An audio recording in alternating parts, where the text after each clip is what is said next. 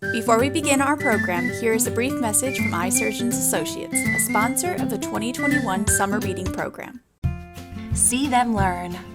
See them experience things for the first time. See happiness. See an eye doctor before age 3. See better, live better with iSurgeons Associates.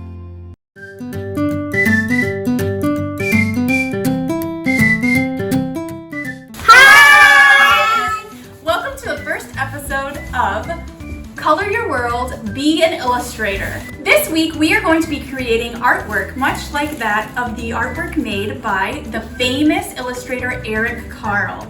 An illustrator is the person who creates the artwork for a picture book. They may use paint, pencils, watercolor, or any number of things to make pictures to go along with the story. Oftentimes, the pictures in a book are just as pivotal in telling the story as the words. Eric Carle is one of the most well-known illustrators of all time, having written or illustrated over 70 books. He was the author and the illustrator for many of his books, including what is probably his most popular picture book, The Very Hungry Caterpillar.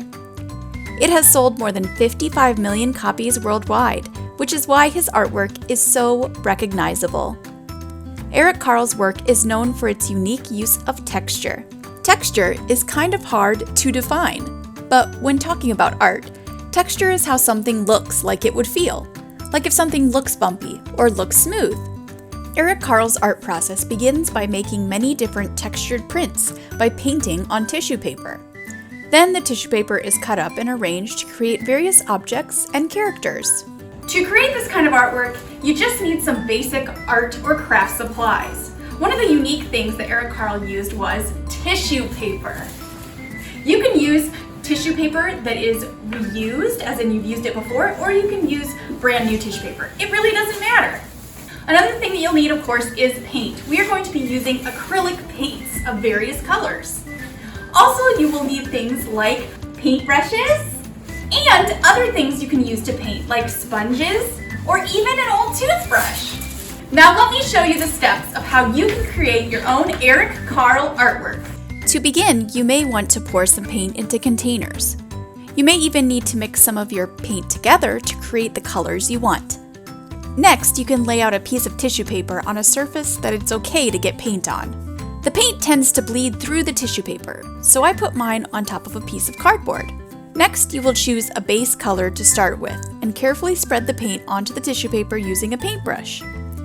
Tissue paper is very thin, so try to be gentle when applying the paint. Also, you don't need to spread the paint out to the edges of the tissue paper. This will make it easier to pick up your tissue paper and place it elsewhere for drying.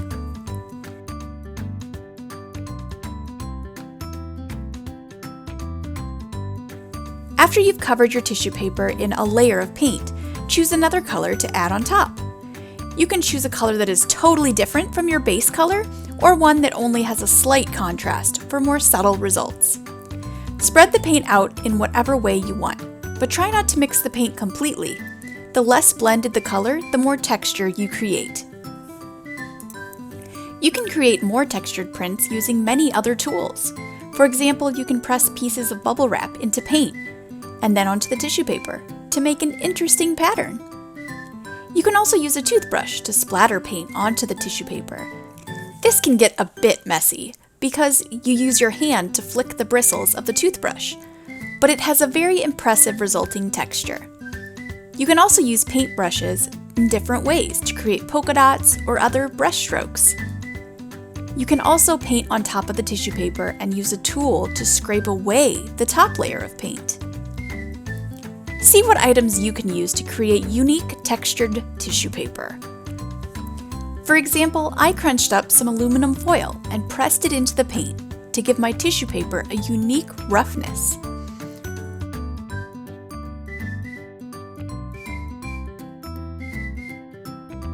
Also, don't feel like you are limited to just one tool or color in your artwork.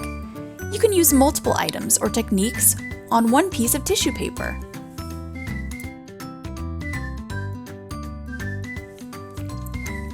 Once you are done painting the tissue paper, you will need to let it dry. You may have a drying rack for artwork, or you can place your tissue paper on something else, like cardboard, to let it dry. Once your tissue paper is all dry, it's time for you to finish your work of art. There's a few more things that you'll need to complete your masterpiece. One of the things is pencils.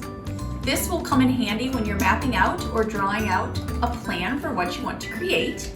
Also, you'll need paper to do that on. So usually if you can find a big piece of paper that you can use as your canvas, that will be the best. Also, you'll need glue sticks to glue down your tissue paper and scissors to cut out your tissue paper. First, you may want to sketch out a picture of what animal or object you'd like to make.